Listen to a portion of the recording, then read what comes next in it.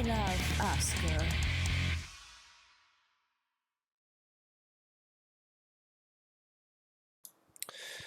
Na, tengermély a tiszteletem, kedves nézőim, kedves barátaim, én Oszkár vagyok.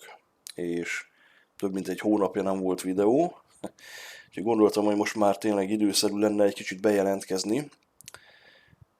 Általában hosszabb kiadás után mindig így hivatkozgatni szoktam arról, hogy hú, hát nagyon el voltam havazva, vagy mit tudom, én, beteg voltam, vagy ilyesmi. Na most kivételesen nem fogom ezt megtenni, viszont egy konkrét magyarázatom van arról, hogy miért tűntem most el egy hónapig. Ugyanis megtaláltam a szakmámat, amit már igazából olyan nagyjából 10 éves korom óta tudtam, hogy hát valami ilyesmi szeretnék lenni. Csak ugye, hát akkor még fiatal voltam, stb. Meg nekem az életutam ugye egészen más volt. Szóval most már hivatalosan is kimerem jelenteni, hogy videójáték fejlesztő vagyok, független, independent. Nem is tudom, hol kezdjem. Szóval itt most ugye egy teljes hónap kiesett, és ez gyakorlatilag ilyen reggeltől estig tartó fejlesztési időket jelent számomra.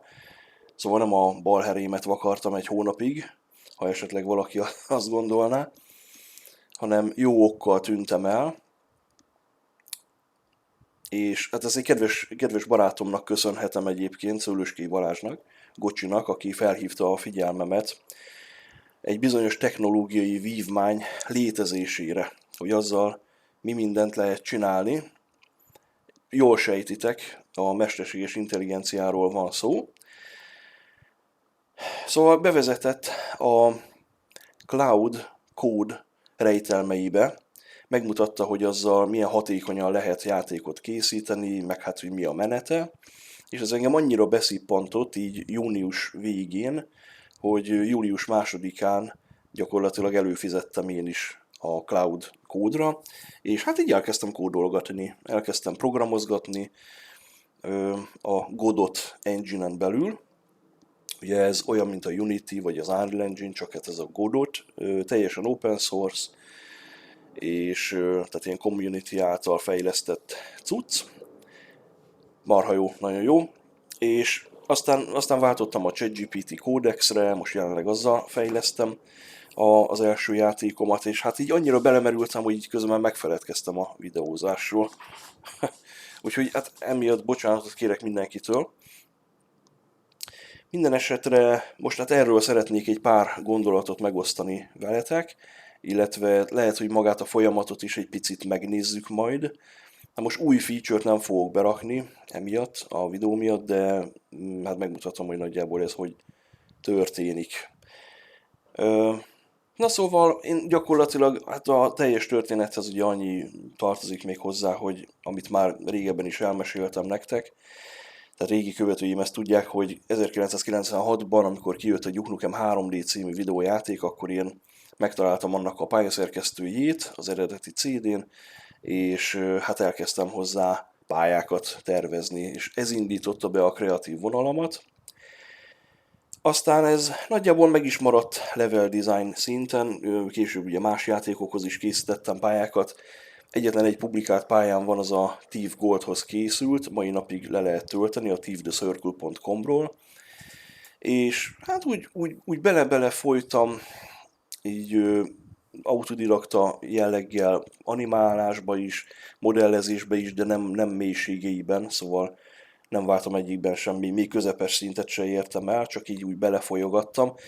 Ugye nekem a problémám az volt, így utólag visszatekintve, hogy egész végig, tehát gyakorlatilag így 30 éves koromig én olyan területeken tanultam, meg olyan iskolákba jártam, aminek köze nem volt a játékfejlesztéshez, meg ahhoz, ami engem úgy egyébként érdekelt volna, hát ugye a játékfejlesztés.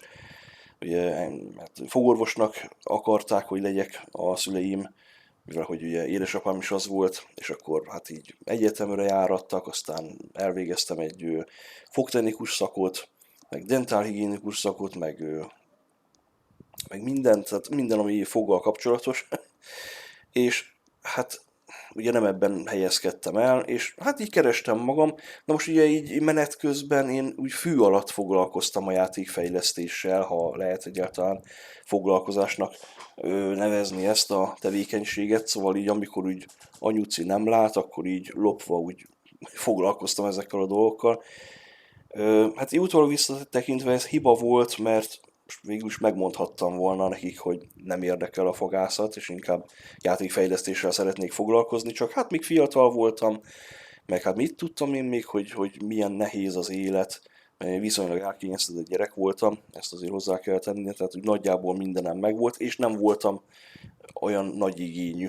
Tehát ki voltam teljesen elégülve, és nem éreztem azt, hogy most lázadni kell a szülők ellen, stb. És úgy hagytam, hogy sodródjak, tudod, így az árral, hogy hát majd lesz valahogy, mindegy, jó, hát hogyha azt akarja anyuci, apuci, hogy ebbe az iskolába járjak, akkor járok oda, valahogy elvégzem, vagy nem, igazából tök mindegy, aztán majd lesz valahogy. És hát ezért gyakorlatilag azokat a skilleket én menet közben nem szereztem meg, ami egy klasszikus játékfejlesztői csapatban való részvételhez elengedhetetlen. És itt elsősorban a programozásról beszélek, a skriptelésről, kódolásról, ilyesmi. És hát ezért most az, hogy én hivatalosan egy csapattagja legyek, ez gyakorlatilag ki van zárva. Meg hát én ugye az emberekkel sem nagyon jövök ki hosszú távon, tehát magamnak való vagyok. Úgyhogy hát nem találtam meg azt a légkört, azt a csapatot, amelyik úgy magába tudott volna engem integrálni, hogy na akkor munkaszinten ott vagyok, stb. Csináljuk, és akkor minden megy magától. Na és ez az, ami megváltozott az AI eljövetelével. Ugye 2022-ben, amikor a ChatGPT megjelent, akkor még egy ilyen sima chatbotként funkcionált, hülyeségeket is válaszolt, az még ott nagyon-nagyon az elején voltunk, de évről évre egyre fejlettebb lett. És aztán megjelentek az úgynevezett ügynökök, AI ügynökök, ami hát ilyen specifikus feladatok elvégzésére lett ugye külön betanítva. Na és hát ez például a ChatGPT Codex, ez is az, amit én használok. Ez gyakorlatilag egy olyan segéd AI, amit megkéred valami feladatra, hogy itt van ez a engine, itt van ez a projekt, ilyen meg olyan elképzeléseim vannak, és akkor ezt építs be, és akkor ő elkezdi kódolni. Szóval beprogramozza gyakorlatilag helyetted, úgyhogy ezzel a részével nem kell foglalkoznod. És fényévekkel gyorsabban lehet így haladni, mint hogyha én most itt minden egyes problémánál tudod, hogy leállnék, na akkor nézzünk valami tutoriált YouTube-on, vagy valami engine leírást, és akkor ott hetekig, hónapokig szarakodni, hogy kell, meg mit pötyögjek, meg hova írjam be, meg minek. Szóval a tanulási görbe az sokkal meredekebb, ha így csinálja az ember. És hát ugye mivel hogy programozni nem tudtam, ugye így kiestem a Pixisből. Na most én így már 40 évesen nem fogok megtanulni programozni, ez hódziher, de már így 30 évesen is ez volt a véleményem. Nem, mint hogyha ez olyan nagyon bonyolult vagy nehéz dolog lenne, csak én tőlem ez úgy nagyon távol esik, meg egy kicsit úgy óckodok is ettől, hogy most én itt ilyen mindenféle ilyen kódokat így pötyögjek be, meg ez is vagy lesz valami belőle, vagy nem. És hát így ezt az egy dolgot gyakorlatilag teljesen elengedtem így az életem során, pedig ez lenne a legfontosabb ugye a játékfejlesztéshez. De az igazság, hogy most, hogy már AI-jal dolgozok, így hát most már eszem ágában sincs megtanulni programozni, és szerintem így 2026-ban, hogyha bárki neki kezd, az inkább hagyja abba, én azt mondom, mert AI-jal sokkal gyorsabban lehet haladni. Ennek is van azért egy tanulási görbéje, tehát így elmúlt egy hónap alatt többet tanultam a játékfejlesztésről, mint az elmúlt 10 év alatt. És hát szóval fantasztikus, tehát én most egy olyan lelki állapotban vagyok, hogy végre megtaláltam azt, hogy mivel akarok foglalkozni. Hát aztán lehet, hogy ez pár évig így lesz, aztán lehet utána olyan szintre fog jutni, hogy tényleg a szomszéd Józsika 2 kattintással generál egy Half-Life 3-at, ugye erről már volt régebben is szó, még 2018-ban is ugye volt egy videóm erről, a Hív a Pöcegödör, aminek itt legutóbb egy ilyen kis kivágott részét meg is osztottam veletek. ahol ugye elmondtam, hogy hát hogyha majd egyszer feltalálnak egy ilyen játékgenerátor programot, hát akkor még ugye nem tudtam, hogy ez az AI lesz, akkor majd lehet így is dolgozni. Hát ez jóval hamarabb eljött, mint azt gondoltam. Na, hát akkor végül is ennyi, hogy nem akarok üresen pofázni, akkor meg is mutatom, hogy konkrétan mi a szituáció. Várjál, itt megnyitottam a ChatGPT-t, vagy hát akkor először a Godot Engine-t mutatom akkor, na várjál. Igen, szóval így néz ki a Godot Engine, és hát most jelenleg így néz ki a projekt. Ez ilyen 1 hónap alatti munka nagyjából, de úgy képzeld el, hogy alapból így ennyi volt. Sőt, még ez a HDRI kép sem volt berakva. Tehát így semmi, ennyi volt így alapból így a projekt, amit így megnyitottál. És akkor akkor csináljad, fejleszed a játékot, tanuld meg egy teljesen új engine-t, amit még soha nem láttál, a kezelőfelületét, az eszközöket, mi hogy működik, akkor hogy van a könyvtár struktúra, hogy kell beimportálni dolgokat, stb. És akkor ugye van a script nyelv. Na ezt akkor pötyögjed befele. Tanuld meg, hogy ez mit jelentenek ezek a dolgok. Egy veszőhiba, és akkor már nem működik. Tehát ilyen rohadt lassú izé. Jó, persze nyilván akinek rá van állva az agya a programozásra, az megint más dolog, de ugye ez a motor, ez a játékmotor, ez teljesen open source, 2D-s játékokat is lehet vele csinálni, 3D-s játékokat is. Támogatja a Vulkan API-t, a DirectX 12-t, meg van ilyen compatibility mód is. Minden most nem akarok nagyon belemenni, mert én itt most napokig tudnék beszélni arról, hogy itt mit csináltam, hogy csináltam. Nem akarok elveszni a technikai részletekben, mert most ez nem az a videó. Csak azt akarom érzékeltetni, hogy én most nagyon-nagyon be vagyok rántva a játékfejlesztéssel. Az első játék, amit egyébként tervezek, ez olyan ilyen Exit-szerű játék lesz. Anomália vadászós. Ugye, hát én független játékfejlesztőként olyan túl nagy projektben nem akartam így első körben belevágni, mert bármilyen jó ütemben is lehet haladni az AI-jal, azért egy nagy, egy open world játék elkészítése az rettenetesen sok munka. És az igazság, hogy még egy ilyen kisebb játék összerakása sem egyszerű, mert hát így mindenre gondolni kell. Tehát, hogy itt most nem arról van szó, hogy egy meglévő játékot moddolok, ami már egyébként minden szempontból nagyjából jól működik, nagyjából hibátlan, hanem itt a nulláról kell felépíteni az összes logikai rendszert, és tudjátok, oké, hogy én nem tudok programozni, de azért az elmúlt 40 év alatt elég sok mindent megtapasztaltam, és azért úgy félig meddig azért úgy bele másztam így a játékfejlesztés bugyraiba, tehát azért úgy elvi szinten azért sok mindennel tisztában vagyok, és hát annyi, hogy az AI programozza ezeket behelyettem, de azt már így az elején is éreztem, hogy ahhoz, hogy egy igazán nagy játékot összerakjak, ahhoz indie fejlesztőként így tök egyedül még kevés vagyok. Tehát majd lehet, hogy a 6.-7. játékom az majd egy nyílt világú valami lesz, de most még először jobb, hogyha az alapokat megtanulom, megismerem, berakom, és akkor tulajdonképpen lesz egy engine forkom, ez ilyen forknak nevezik azt, amikor ugye van egy engine, és akkor azt így a saját ízlésedhez hajlítod. Tehát, hogy persze ez projekt szinten is értendő, engine szinten is, és akkor, tehát, hogy úgy működjenek a dolgok, ahogy neked megfelel, vagy a te igényeidet kielégítés. Én most tulajdonképpen egy hónapja ezen dolgozok. Ugye, hogy magát a level editort például beépíteni. Na, mindegy, akkor most először nézzünk körül ezen a kis területen. Nyomok egy F6-ot, hát elméletileg az OBS-nek látnia kell jól az dolgokat. Igen, hát ilyen 240 FPS, de úgy, hogy lokkolva van, tehát ez valójában ilyen kb. 500-600 FPS lenne most jelenleg. Tehát barom jól van optimalizálva. Jó, az is igaz, hogy még túl sok minden nincs.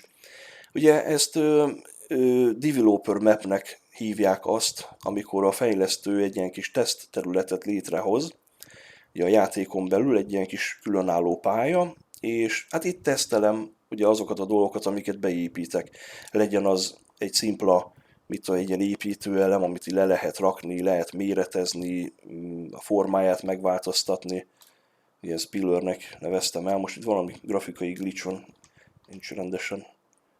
Vagy hát nem, igazából nincs. Na mindegy, tehát hogyha beépítek valamit, akkor azt így erre a developer mapre is lerakom, valamilyen formában, és akkor tudom tesztelni. Tehát így külön például a lépcsőnek a kialakítása, akkor ezeknek a slope-oknak, ja, van zseblámpa is egyébként, igen, ez nem olyan túl rég építettem be. Rendesen van, tehát fény, tehát árnyékot is vet, dinamikus fényeket használ a játék, meg statikus fényeket is, mindegy, majd ebben kicsit később talán. Most egy kicsit ilyen technikai dolgok jönnek valószínűleg. Na és akkor itt gyakorlatilag minden van, tehát amit így eddig úgy beépítettem mechanikailag, meg ami még úgy beépítésre vár, az így itt van a pályán gyakorlatilag. Nézzétek, milyen szép fények. Igen, ez egyébként statikus fények, békött fénynek, tehát onnan jön a fény, és akkor így van megvilágítva, de dinamikus fénnyel felül lehet írni.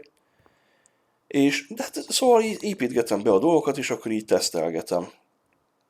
Ez most ugye első körben nem, tehát még magát a játékot, amit ugye majd Steam-en fogok kiadni, azt még igazából nem kezdtem el fejleszteni, tehát itt most még eleinte feature-öket építek be.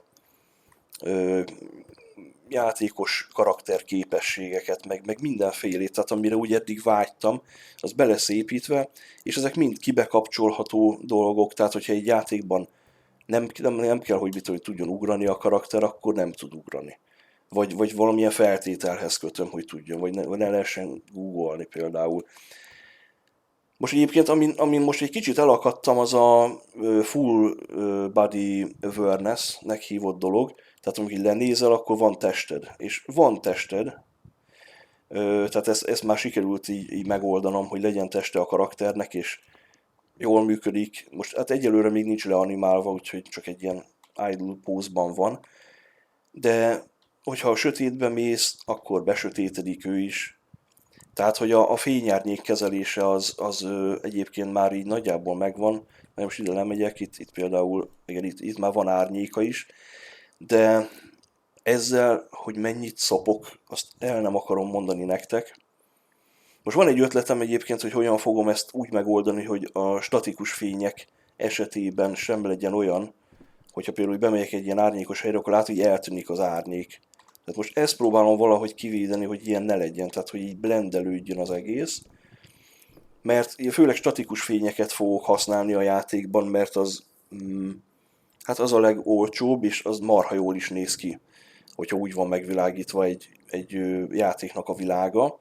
Csak hát ugye az fényárnyék kezelés az így valós időben statikus fényeknél igazából nincs. De én azt akarom, hogy legyen. És hát, mint ahogy látjátok, sikerült már részlegesen megoldani.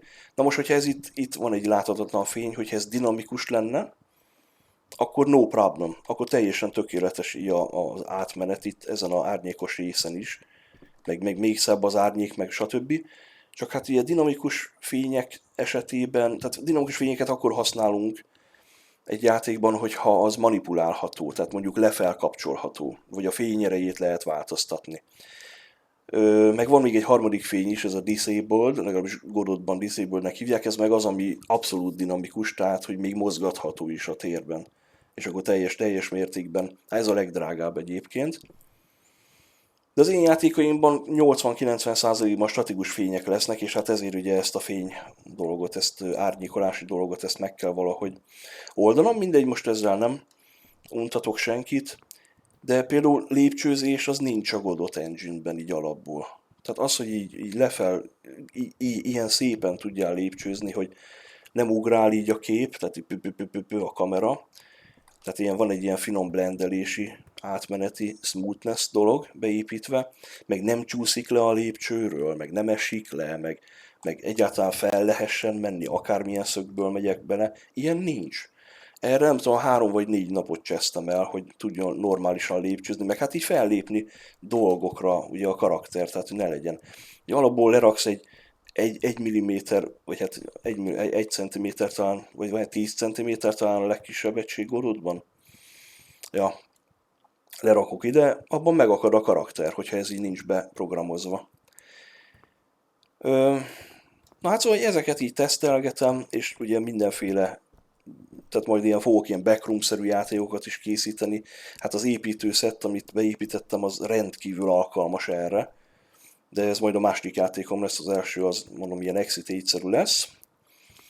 Na és akkor ugye maga az editorba, ja meg hát ugye van menüje a játéknak, ugye alapból ez sincs.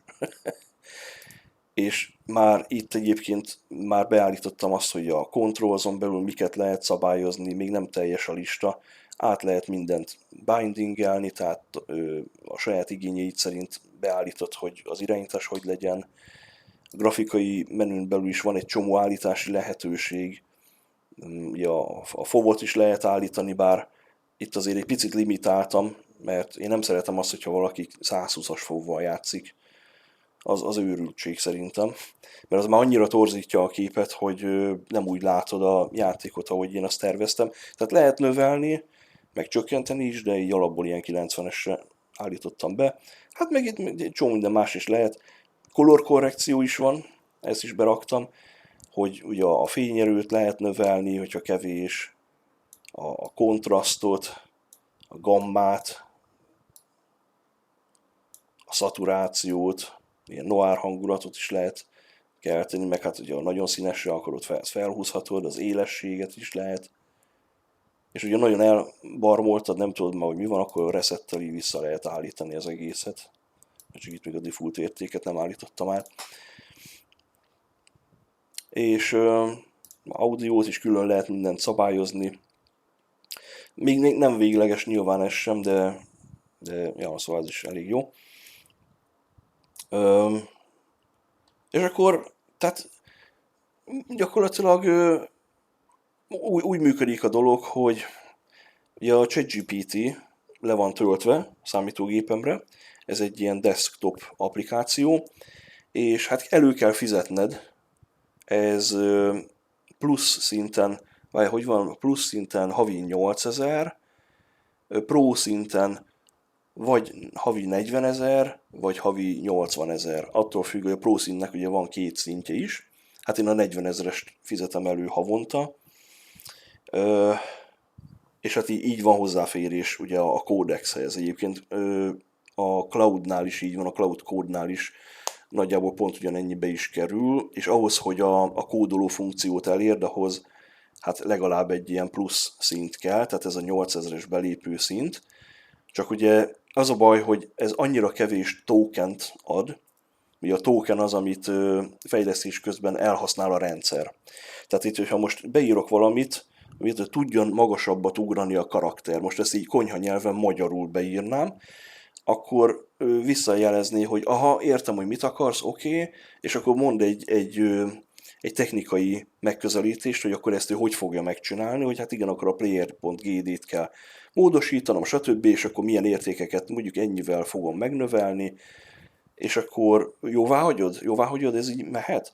Enter, igen, mehet, jóvá hagyom, és akkor van egy heti token limitem, amiből egy mennyiség az így elég ezzel, tehát így elégetem ezeket a tokeneket, és egyébként hetente ez resetálódik, legalábbis itt ChatGPT-n, Cloudnál ott máshogy van, ott van ilyen 5 órás limit is, és hát ugye az alapelőfizetés az gyakorlatilag nem sokra elég. Tehát én azért váltottam a 40 000-es kategóriára, hát ez egyébként ilyen 32 000 forint, csak ugye a plusz wattot is hozzászámolják, 27%-os áfát, és hát így jön ki nagyjából ilyen 40 000-re kereken. Újra adnának meg. Na mindegy, szóval ugye a sima plusz előfizetésnél ott is működik a dolog, de amikor plusz előfizetésem voltam, akkor ott nagyjából egy nap alatt el lehet égetni az egészet, és akkor utána várjál 6 napot, hogy folytathassad. Tehát azzal nem lehet haladni. Legalábbis itt ChatGPT-nél. Cloudnál ott úgy vettem észre, hogy tokent kapsz, tehát ott nehezebb kifogyni, vagy hogy mondjam, tehát ott úgy jobban be lehet osztani ezt az egészet, de a cloud az nem érti annyira a Godotot, mint a ChatGPT Codex. Nekem van egy ilyen megfigyelésem, illetve ami miatt váltottam Cloudról ChatGPT-re, az az, hogy a ChatGPT-nek van egy beépített ImageGen nevű képessége, amivel képeket és grafikai elemeket is tud generálni, és mindennek a jogi háttere ma már úgy van, hogy ha egy ilyen grafikát berakok a játékomba, akkor annak nincsenek jogi következményei, tehát akkor hát nem az én grafikám, de mondjuk úgy, hogy bárki használhatja, tehát hogy nem tudom levédetni, hogy na ez most az én grafikám. Tehát, hogyha ki tudod lopni majd a játékomból, akkor a saját játékodban felhasználhatod te is, de mondjuk miért tennél ilyet, hogyha ugyanúgy generálhatsz te is, mint én. Tehát ennek megvan így a licenc háttere, de a lényeg az, hogy ha beépítem egy játékomba, akkor kiadhatom Steamen, pénzt kereshetek vele, nincs semmi gond. Évekkel ezelőtt ez még nem így volt. Na, ezért részben emiatt is váltottam ChatGPT-re, meg egyébként úgy veszem észre, hogy a Godotot jobban kezeli. Tehát, hogyha most ide beírnék bármit a saját anyanyelvemmel, most pont nem tudok mutatni nektek beszélgetéseket, mert tegnap kiürítettem itt a listát, itt egy jó hosszú lista van. Ugye itt ilyen csevegésekre lehet bontani, egy csevegés az egy session, és akkor ott valamit beépítesz, mit tudom én, mondjuk ez előbb említett dolgot, hogy tudjon ugrani a karakter, mert alapból ugye semmit nem tud. És akkor megjelenik egy ilyen beszélgetés, szóval, mint hogyha a ChatGPT-n beszélgetnél, csak annyi, hogy neki közvetlen hozzáférése van a számítógépeden lévő projektmappához, amiben ugye a játék van. És akkor ott konkrétan ő direktben szerkeszti a fájlokat, tehát neked igazából semmit nem kell csinálni, csak itt kommunikálni ezzel az AI-jal, és utána megnézni, hogy amit ő csinált, az jó-e, működik-e, van-e benne hiba, nincs-e benne hiba, mit kéne még esetleg módosítani rajta, és akkor bekerülnek a dolgok. Hát én most egy hónap alatt rengeteg mindent beraktam, tehát például ezek sincsenek, ez a Content Drawer, innen lehet berakni ezeket a dolgokat, amit így látsz a világban. Na és szóval, hogy ez gyakorlatilag így működik, és ugye ahhoz, hogy biztonsági másolatokat hozzunk létre a projekt fájljairól, ezt nem úgy célszerű, hogy valahányszor valami változás van, akkor a teljes projektmappát mondjuk bezippeled valahova, vagy átmásolod, vagy tehát ilyen backupot készítesz, hanem sokkal egyszerűbb az, hogyha a Git-tel szinkronizálod ezt az egész folyamatot. Ugye a Git az egy fantasztikus felület, én ezt is az elmúlt egy hónapban tanultam meg, hogy egyáltalán mire való. Mert én úgy nézegettem én már korábban is ezt a Gites dolgot, hogy egyáltalán mi az, tehát így töltöttem le onnan ilyen programokat, meg kódot, kódsorokat, meg ezt-azt. Gyakorlatilag ez egy ilyen tárhely, ahova a cuccaidat feltöltheted, és megoszthatod másokkal, mondjuk más fejlesztőkkel. Mondjuk, hogy egy csapatban dolgozol, akkor a projekt az fel van töltve Gitre, és akkor mindenkinek van bizonyos fokú hozzáférése, tehát hogy melyik részét módosíthatja mondjuk a projektnek. És akkor, hogyha elkészült valamivel, akkor azt commitolja, így hívják, és akkor az beépül ebbe a projektmentésbe. Ráadásul ez a commit, ez ilyen pillanatképnek minősül a fejlesztésen belül, tehát hogyha bármikor egy korábbi állapothoz vissza akarsz térni projekt szinten, mert mondjuk valami elromlott, valamit, vagy nem jó irányba fejlesztetted, és akkor úgy gondolod, hogy hát inkább akkor visszavonom ezt az egészet, újra berakom, vagy csak egy bizonyos részét a folyamatnak kicserélem egy másik commitban lévőre, akkor ezt meg tudod tenni. Tehát gyakorlatilag semmi nem vész el, ami valaha beépült a projektedbe, és nincs olyan, hogy úristen, hát már annyira elcsesztem, hogy már nem is működik, és akkor most mi legyen, mert ugye pullolni is, vagy pusolni is lehet a projektet, tehát most ilyen szakmai dolgokról beszélek most, lehet, hogy ez most nem is érdekel senkit. Ugye ez a pusolás, ez meg az, amikor már fizikális fájlokat is felraksz a Gitre, tehát mit tudom, textúrákat, modelleket, animációs fájlokat, ilyesmi. És hát, hogyha ugye ehhez köthető egy fejlesztés, akkor ugye, hát ugye pusolni is kell időnként a dolgot, és hogyha a commit az tartalmazza a pushnak a tartalmát, akkor vissza lehet állni rá. Tehát, hogy időnként pusolni is kell, de hogyha csak kód szinten építettél be dolgokat, akkor elég a commit. Na mindegy, most már ilyen nagyon részletekbe megyek. Van, napokig tudnék beszélni itt most, próbálom tömöríteni. Na és akkor mit tudom én, mondtam neki, hogy csináljál már egy fél méterszer fél méterszer fél méteres kockát. Tudjam lerakni. És akkor ez a fél méteres dolog lesz az általános méretarány a játékunk, a projekten belül. Érted? Aha, persze, értem, oké. Puty, tessék, le lehet rakni. De persze alapból nem működött ez se így. Amikor kihúztam, akkor nem lehetett látni, hogy hova rakódik le a kocka. Nem volt ilyen körvonala. Meg nem volt képesen, meg a Content Drawer az nem is létezett, amiben most benne vannak ezek a formák. Tehát ezt mindig kérni kellett tőle. El kellett mindent magyarázni neki, hogy hova rakja a projekten belül, hogy nézzen ki, hogy működjön, hogy viselkedjen, legyen kiírás, mekkorák legyenek az ikonok. Szóval ha most valaki esetleg azt hiszi, hogy jaj, AI-jal fejleszt Oscar videót, vagy videót, játékot, milyen gagyi AI slop, egy nagy lótúrót. Itt iszonyatosan sok időt, energiát és hát pénzt is áldozok erre az egészre. Úgyhogy, tehát hogy igazából a logikai részét nem tudod megspórolni, mert hogyha most beírsz egy promptot ChatGPT-nek, hogy csináljál már egy komplett játékot, így meg úgy, akármilyen hosszú promptot írsz be, nem azt mondom, vannak ilyen szupermodellek, amik már meg tudják csinálni, hogy egy működő játék lesz belőle, de azért az még olyan is lesz. Tehát ott még azért nagyon-nagyon sok mindent kéne utána csinálni, tehát én ezektől annyira még most nem esek segre, de lehet, hogy egy-két év kérdése, és már az, amit én itt csinálok, az is lényegtelen lesz, senkit nem fog érdekelni, mert hogy már tényleg olyan szinten lesz az egész dolog, hogy komplet Half-Life 3-at 2 kattintással lefejlesztesz. Na mindegy, és akkor utána mondtam neki azt, hogy hát ugye ebből szeretnék így építkezni, de hogyha most így egyesével kell ezt így lepakolni, és akkor így kell, mit tudom én, egy falat így felépíteni, hát ez nagyon sok munkába telik, meg ugye nincs is jól optimalizálva így, mert akkor így ezek ilyen különálló elemek, ezeket külön kell renderelnie az engine-nek, nem jó. Úgyhogy akkor mi legyen a megoldás? Hát szerintem csináljuk úgy, hogy ha megfogom az egyik oldalát, akkor így tudjam kihúzni. Úgyhogy és akkor már kész is a fal.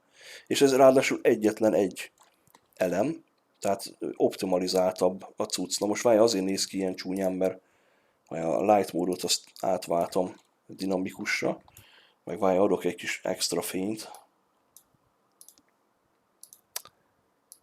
Na, tehát így vannak árnyékok is. Na, én így szoktam szerkeszteni, mindegy, ez most megint egy másik része. És akkor, na így már jó, így már akkor lehet építkezni, ugye akkor copy, tehát duplikálni dolgokat, akkor lehessen forgatni, ugye alapból nem lehetett. Jó, akkor lehet forgatni, és akkor így szépen így ki lehet alakítani ilyen mindenféle területi dolgokat, hát ahogy látjátok, ugye itt is, ahogy kialakítottam. Na de ugye, mivel hogy ez a főelem, lehessen vele mást is csinálni. Lehessen már például szeletelni. És akkor létrehoztam ezt a DevTools-t, itt jobb oldalon. Egyébként ezeknek így az elemei bezárhatóak, teljesen, tehát kinyitható, bezárható. És ezeket is egyesével kellett így programoztatni. Na és akkor mondjuk, ha ki van jelölve egy ilyen, akkor tudjam mondjuk vertikálisan szeletelni. És ennek is el kellett magyarázni azt, hogy hogyan működjön. És mondjuk mit tudom én, itt elvágom, nyomok egy Entert, és akkor már most látod 3 részből áll.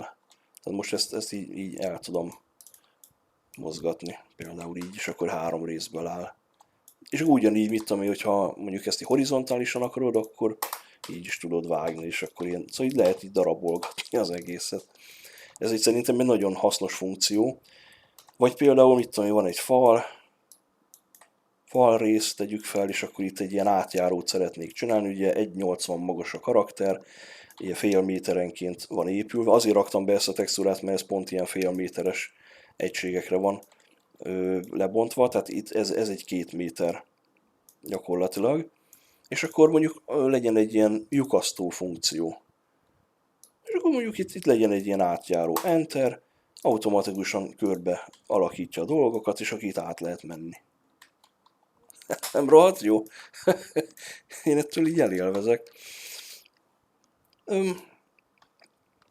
Akkor mit tudom én, legyenek ilyen különféle formák, hogy pillar, tehát ilyen oszlopszerű forma, akkor ilyen slope, ugye, amit így fel lehet menni, tehát ilyen emelkedőket lehet építeni, meg hát ezt is persze lehet ugye forgatni, és akkor ilyen különféle fal formákat lehet létrehozni, tudom, henger, lyukas henger.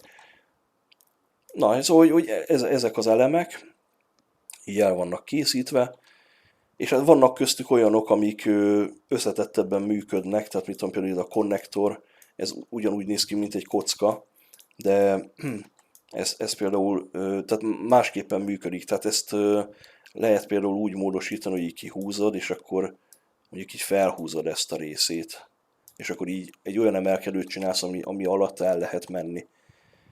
Meg most nem olyan túl rég építettem be egy olyan funkciót is ebbe, hogy ez hogy is működik, hogy kijelölöm az egyik részét, és akkor azt mondom, a Ctrl-t kell nyomva tartani. Aha, és akkor így ki lehet húzni, tehát, hogy így gyakorlatilag így folytonossá lehet tenni az egészet. És akkor, hát ez is jó konnektornak, hogy itt rendesen konnektálva van. És így, hát ilyen mindenféle ilyen extrémebb alakzatokat is így ki lehet alakítani gyakorlatilag.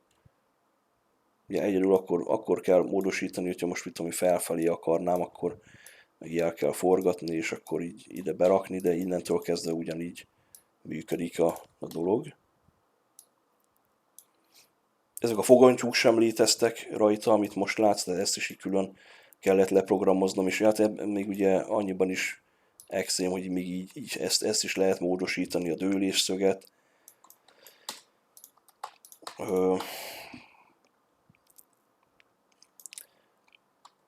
Tehát mindenre külön logikát kell írni, a lépcsőzésre, akkor az, hogy ezeken a szlópokon fel lehessen menni. Ugye még az is be lett programozva, hogy minél meredekebb egy szlóp, de még megmászható, annál jobban belassítja a játékos felfele haladáskor. Meg azt is be lehet, hogy lefelé haladáskor még gyorsabb legyen, de azt mondjuk kivettem, mert az annyira nem tetszett. Meg hát ugye vannak megmászhatatlan szögű szlópok, ahol lecsúszol. De szóval nem akarom most itt részletezni, hogy mennyi pöcsölés ment el ezzel is, hogy ez normálisan működjön. Meg ugye azt is megtanultam, hogy hogyha elkezdesz valamit így beépíteni, akkor ugye hát itt ki lehet választani a modellnek a szintjét. Tehát, hogy a gondolkodási szint, hogy van az egyszerű, ilyen közepesen egyszerű, akkor közepes, erős, meg a nagyon erős. Na most nyilván minél magasabbra állítod, ezt hát effort szintnek hívják, annál nem az, hogy intelligensebbé válik a modell, hanem alaposabbá, inkább úgy mondanám. Tehát, hogyha van egy probléma, amit meg kell oldani, akkor az több aspektusból figyeli. Jobban átnézi a file szerkezetet, a file struktúrát, meg az adott dolgot körülvevő egyéb logikai dolgokat is figyelembe veszi jobban, és kisebb a valószínűség, hogy elromlik valami más, hogyha beépítesz egy újabb dolgot, illetve nagyobb valószínűséggel fog alapból úgy működni, hogy akarod. Tehát, hogy én most már erős szint alá nem is megyek egyébként. És akkor egyébként itt mutatja azt, hogy a fennmaradó használati keret az mennyi. Ugye, hát én most 60%-on vagyok, augusztus 8-án fog resetálódni, de egyébként ez olyan furcsán működik most, nem tudom, lehet, hogy valami bug van a rendszerben. Általában legalább egy 2-3 nappal hamarabb szokott resetálódni nekem. Nem tudom, hogy ez mi miatt van, de nem fogok panaszkodni. Szóval, hogyha 5 naponta resetálódik, nekem az csak jó. Eddig még így volt. így mondom, hogy brühű, elfogyott a token, várnom kell 3 napot, hogy folytathassam, aztán egyszer csak reggel felkelek, puff, 100%-on van. Júj, mehet tovább a kódolás. Na, szóval, hogy mindenre gondolni kell, hogy mi hogy működik. És akkor ezek még csak az alapelemek, vannak special elemek is. De most mit tudom, nemrég építettem be ezt, még nem működik teljesen jól. Ez gyakorlatilag egy ilyen felület, ahol be lehet állítani a vertexeknek a számát. Tehát, hogy a felosztottsága milyen legyen. És van egy ilyen ecset, amivel hát ki lehet húzni ezeket a vertexeket, meg visszasüllyeszteni, tehát ugye a shiftet kell nyomva tartani, igen, és akkor így ki lehet emelni. És ilyen domborzati viszonyokat lehet ebből így külön csinálni, csak ez még nem teljesen van megcsinálva, mert a smootholást azt még nem építettem be, tehát ezért ilyen durva formák is létrejönnek. De ugyanígy lehet süllyeszteni is minden, és akkor hát ilyen földutakat, meg ilyen természetesebb területeket is ugye ebből például így ki lehet alakítani, és hát ezt is lehet méretezni, átrakni, stb. Tudom, ilyen vent parts, tehát ilyen szellőző nyílásnak a részletei, ami egyébként itt látható, hogyha ide bemegyünk, tehát ilyen szellőzőket tudok most már kiépíteni játékon belül. És ugye az a jó ebben az egészben, hogy ez nem csak egy játékhoz készülnek ezek az elemek, hanem bármilyen játékban ezeket fel fogom tudni használni. Meg a player controllert, amit azt is napokig programoztam, hogy mekkorát ugorjon a karakter, milyen legyen a mozgássebesség, tudjon-e googolni, hogy tudjon googolni, levegőben lehessen-e googolni, felállni, meg mindent.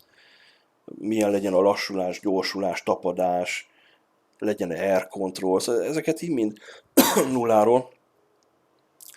Ja, ilyen geological dolgokat is készítettem, ilyen cseppkő, meg ilyenek, de ezeket valószínűleg nem brush szinten fogom, ezeket brushoknak hívják egyébként, amikről most így beszéltem.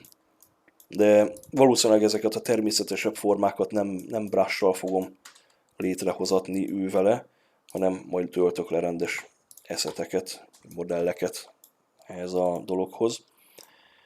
Most egyelőre 2 materiál van a játékban, ugye ezeket a régi játékokban ezt textúrának hívták, csak ugye azóta már bonyolultabbá vált a textúrázás, mert ilyen külön rétegeket pakol rá. Tehát van ilyen normal map, akkor mit tudom, diffuse map, meg mindenféle, és akkor hát ezzel tudod az anyagi minőségét egy textúrának megadni, tehát hogy mondjuk ez ilyen márvány, és akkor hogyha most itt belépnék rendesen a játékba, akkor csillogna, ugye a fa az nem csillog, na meg ilyesmi. És akkor most egyelőre 2 ilyen textúra van ugye berakva, és most ezt így ráhúzom valamire, akkor ilyenné válik. És akkor ugye például nekem ez is ilyen fejlővésem, hogy a textúrákat azért lehessen manipulálni, ezért egy ilyen materiál UV-t is beprogramoztattam, hát ez is egy napi munka volt kb. Ennek ugye az a lényege, hogy így meg tudsz ragadni oldalakat, tehát minden brushnak minden oldalát meg lehet fogni, és akkor elforgatni. Tehát, hogyha most azt akarod, hogy ez a deszka ez így álljon, és ne így, akkor így el lehet forgatni. Vagy ha például itt finom szabályozni akarod,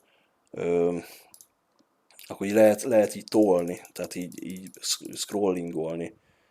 Akkor mit tudom én, tehát hosszában is, széltében is, és hogyha nagyon elcseszted, már nem tudod, hogy van, akkor resetol, és akkor így visszaáll teljesen az eredetire. Hát ez ilyen finom szabályozásnál jó, tehát mit tudom én, egy gerendát akarsz mondjuk így építeni, akkor ez ugye így megy, így kell, hogy menjen a textúra ugye, nem pedig így, mert akkor az hülyén néz ki, tehát akkor így kilóg a lóláb. De egyébként nyilván ezt is lehetne eszetekből így összerakni, amit most itt látsz. Ez csak egy ilyen gyors teszt. De mondjuk a régi játékokban így volt megoldva. Tehát, hogyha most egy ilyen retro játékot készítenék, akkor ez simán megállja a helyét így is. De nyilván, hogyha most egy triplás elvárások szerinti játékot kéne, akkor nyilván nem így csinálnám.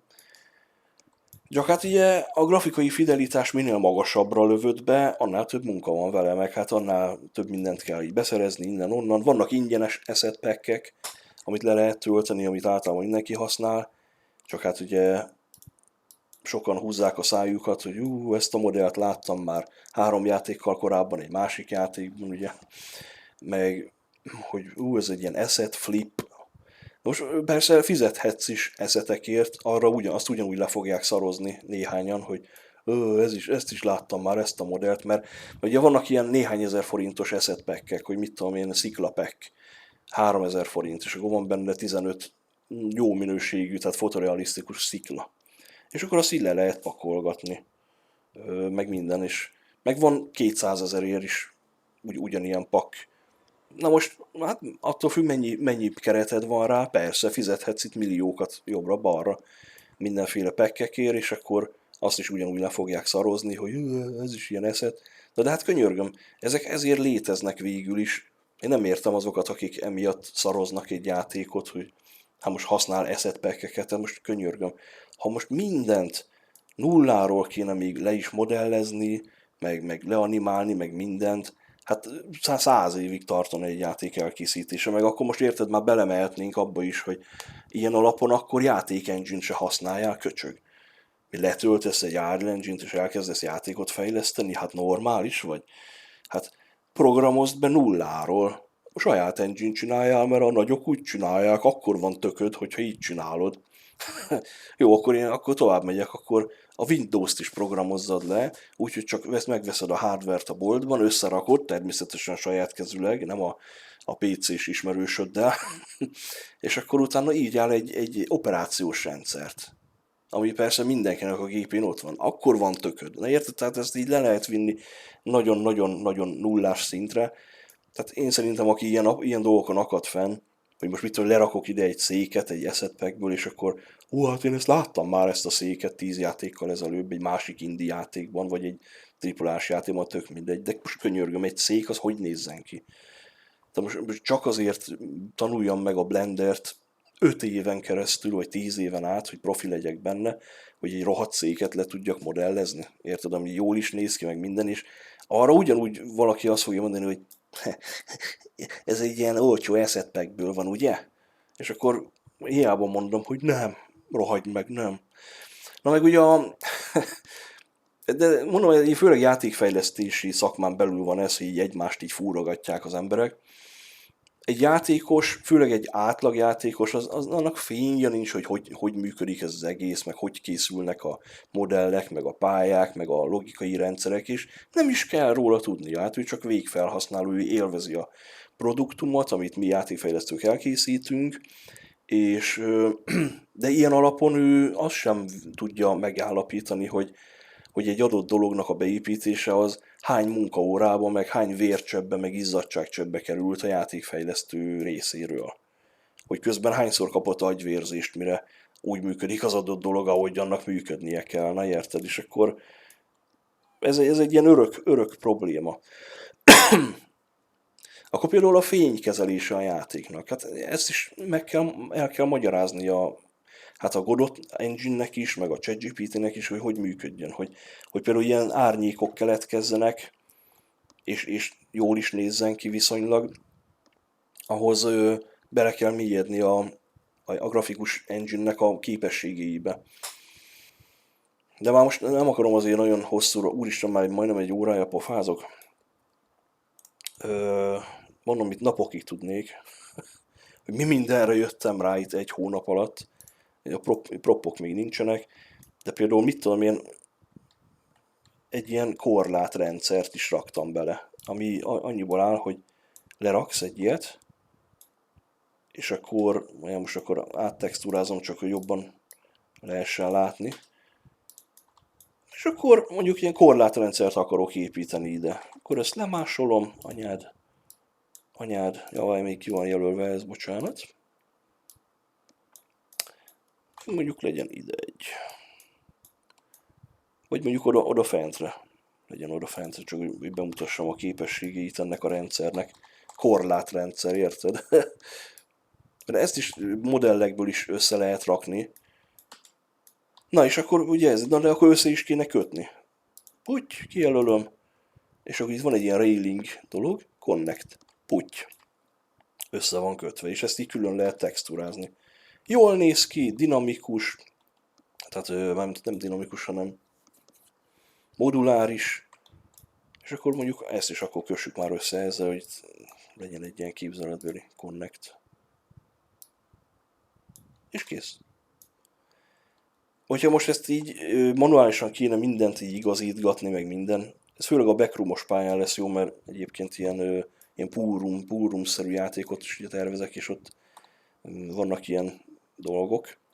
Na, és ez egy rendszer, de egyébként ugye nem véletlenül raktam ugye a Rails mappába, mert itt lehet mindenfélét, ilyen, hogy mit tudom én, még legyen alatta is egy ilyen extra összeköttetés, hogy ne lehessen alatta átmászni például, vagy egészen máshogy kinézőket is ugyanilyen logika mentén be lehet rakni, és akkor itt lehet mindent összekötni mindennel. És akkor, ha kitörlöm, akkor automatikusan az összeköttetéseket is kitörli, és kész.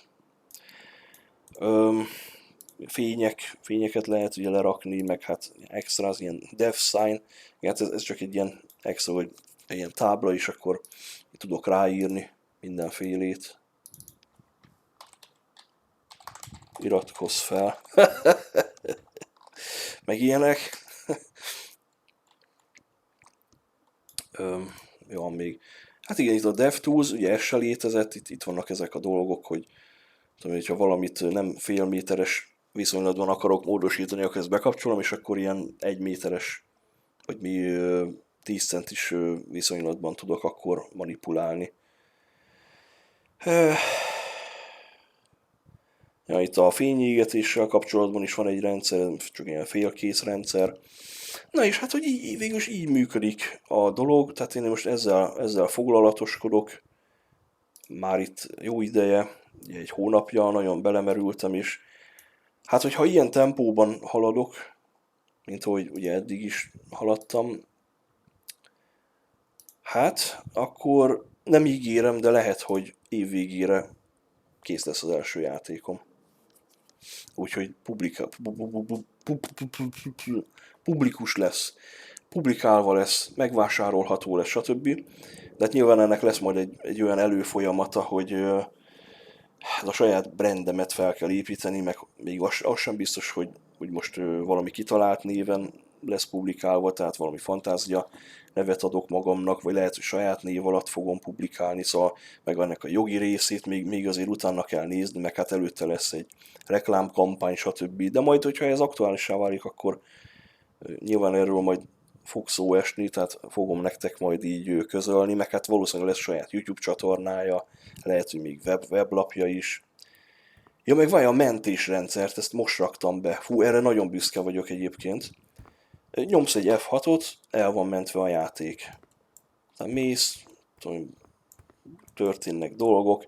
Nyomsz egy F9-et, úgy, visszatöltötte. F9, F9, F9, F9, F9, F9. 1 millisekundum alatt. Jó, persze nyilván még sok minden nincs beépítve, tehát a végleges játékban lehet, hogy 1 millisekundum helyett 3 millisekundum lesz. De például ezt úgy értem el, hogy ennyire gyors a visszatöltés, hogy nem az egész pályát menti el mentéskor. Tehát ezt a rengeteg geometriát, ezt nem kell újra tölteni, amikor a betöltés gombot megnyomod, hanem csak a dinamikusan változékony dolgokat menti el és tölti vissza. Tehát a játékos karakternek a pozícióját, meg hány töltényed van, milyen fegyvereit, stb. Meg az ellenfeleknek mondjuk a helyzetét, a fényeknek az állapotát, meg szóval minden, ami ilyen mozgatható, manipulálható, azoknak az állapot struktúráját menti el, és tölti vissza. Na most persze van olyan védelmi mechanizmus beépítve, hogy ha mondjuk hiba csúszna a betöltésbe, akkor újra tölti az egész geometriával, mindennel együtt, és akkor biztos, hogy jó, de úgy másodpercekbe telik. És ez egyébként egyetlen egy játékban emlékszem, hogy ez így volt megoldva, ez a Medal of Honor Allied Assault, apám kedvenc játéka. Na ott volt ilyen, hogy így működött, pont így működött, és innen jött az ötlet, hogy mondtam a ChatGPT-nek, hogy figyelj, csináld már így, meg tudnád így csinálni, és ő mondja, hogy ez tök jó ötlet, igen, akkor építsük be így, és kész. És innentől kezdve, tehát marha intelligens az AI, mert hogyha azt is megadod neki, hogy innentől kezdve, hogyha bármit új dolog épül be, és az dinamikus természetű, akkor a save game rendszerhez is az építset hozzá. És nem egyszer volt ilyen, hogy építettem be egy ilyen új dolgot, és akkor írta, ugye a gondolatait ilyenkor lehet olvasni, hogy igen, és akkor figyelnem kell arra, hogy a mentési rendszernek a részeit képezze ez az adott dolog, amit most építünk éppen be, hogy ne képezzen kivételt az alól. Érted? Szóval, hogy intelligens. Ja, meg vannak ilyen volume-ok, fentest, ha most így beesek, akkor ez olyan, mintha egy ventilátor fújna alulról felfele.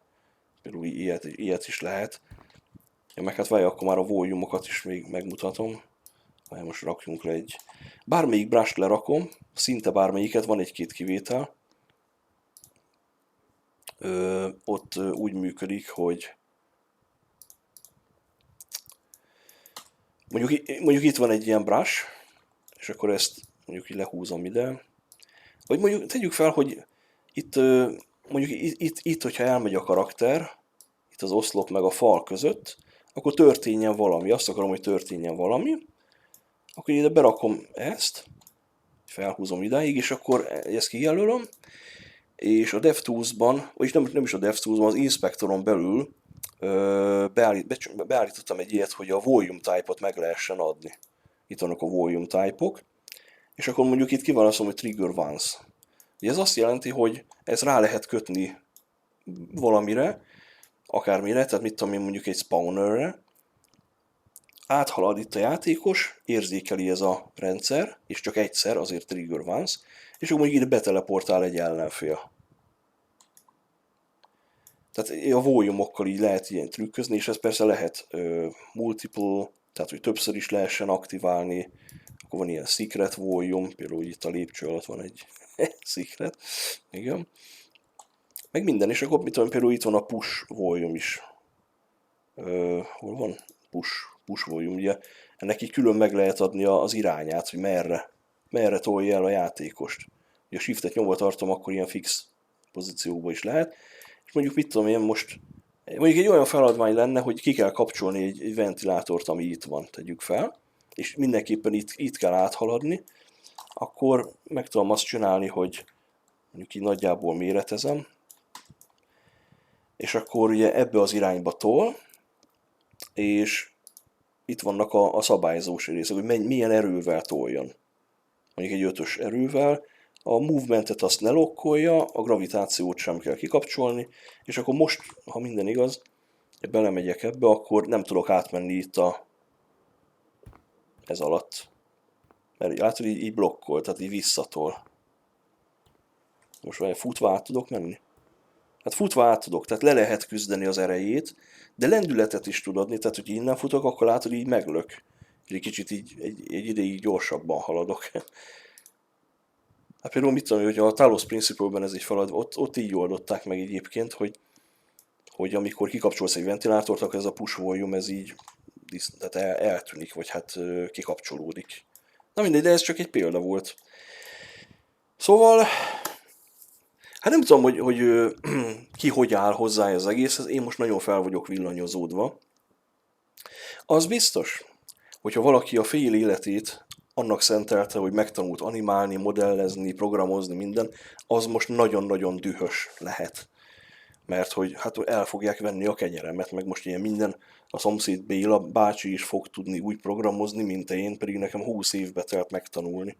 Sőt, még jobban fog tudni programozni, mint én. Tehát aki nem használ AI-t, az teljesen el fog veszni az informatikán belül, meg ami azt illeti mindenhol.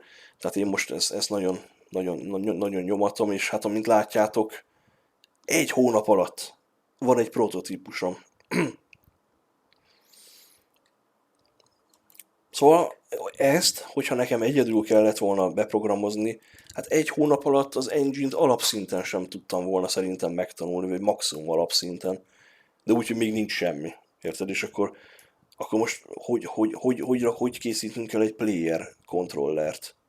Ráadásul én elég bonyolultan csináltam meg, mert úgy működik, hogy van ugye headbob is benne, tehát ilyen mozgás, tehát hogy így mozog a karakter. Külön lábank, ez most még talán nincs lábakra lebontva, de szóval a headbobhoz van igazítva az, hogy a lépés hang mikor jön. Sőt, hát majd ugye a 3D-s testhez is hozzá kell ezt rakni. Na mindegy, szóval sok-sok ilyen bonyolult dolog van, tehát mire én erre így rájöttem volna, meg megtaláltam volna a megfelelő tutoriálokat. Tehát esélytelen, tehát bele se kezdtem volna ebbe az egészbe, hogyha nincs az AI. Úgyhogy én most fényesen látom a jövőmet, végre megtaláltam a szakmámat, és hát remélem, hogy fogok jó pénzeket keresni ezekkel a játékokkal. Nyilván itt ugye a szkópot kell belőni, tehát hogy milyen méretű, meg milyen összetettségű játékokat vagy képes egyedül létrehozni, és milyeneket nem. Mert ugye annál több időbe telik, meg hát annál nagyobb a hiba lehetőség, stb. Tehát én most eleinte ilyen rövidebb, egyszerűbb játékokat fogok csinálni, de ezek sem egyszerűek, szóval ezt is mind le kell programozni, de szóval nem kell évekig dolgozni rajta. Úgyhogy hát remélem, hogy tetszett nektek ez a kis beszámolóm, és most már tudjátok, hogy miért tűntem el egy hónapig, de ne izguljatok, fogom folytatni a videózást. Most igazából újra kell szervezni a napjaimat, hogy ne egész nap ezzel foglalkozzak, mert képes vagyok rá, szóval annyira be tudja szippantani az embert, amikor isteni hatalmad van. Tehát, hogy van egy engine, és akkor az történik benne, amit te akarsz. Hát ez számomra egy ilyen dolog. Úgyhogy fogom folytani a Call of Cthulhu Dark Corners of the Earth-öt. Szerencsétlen játék, az már lassan az Iron Fury-nak a sorsára fog jutni. Szóval nem kell félni, lesznek videók, meg minden, csak most emiatt eltűntem egy kicsit, mert ez nagyon beszippantott. Na úgyhogy létszi, iratkozzatok fel, lájkoljátok a videót, osszátok meg Facebookon, meg mindenhol. Cuppantós puszi, köszi a figyelmet, sziasztok! Ja, és várja, hogy van? Tudtad-e, hogy a videóim alatt találsz egy csatlakozás gombot, melynek használatával anyagilag is támogathatod a csatornámat, hogy minél tovább életben maradjon. Cserébe azonnali hozzáférést kapsz a legújabb videóimhoz.